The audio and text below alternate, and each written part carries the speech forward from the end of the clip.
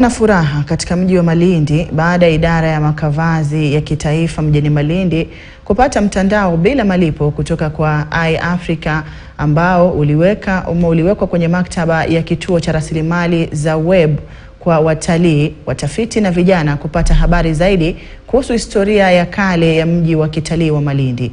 Ufadhili huo uliwezeshwa kupitia ushirikiano kati ya iAfrica, chama cha maendeleo ya ustawi wa Malindi yani PWAM, na shirika la makavazi ya kitaifa tawi la Malindi, ambao walichagua kituo cha rasilimali cha web kilichopo House of Columns, jengo la kale ambalo lilianza miaka ya 1890.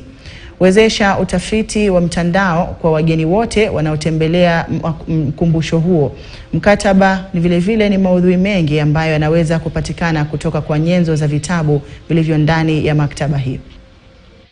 We managed to raise some funds from a donor to start a library, and so the idea was to raise the roof of this building to create a room for a library, and that's how it got started. As you all know, today the word information technology, IT, is a very big thing. Nobody can ever say he can do without internet today.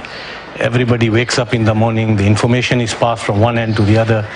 Even in the books, if you want to study or to research anything, you will go to the search engines and you will get a lot of info.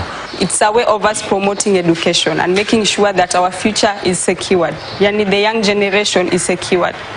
They can get any information they want. My message to the people out there is that this is a free for all library.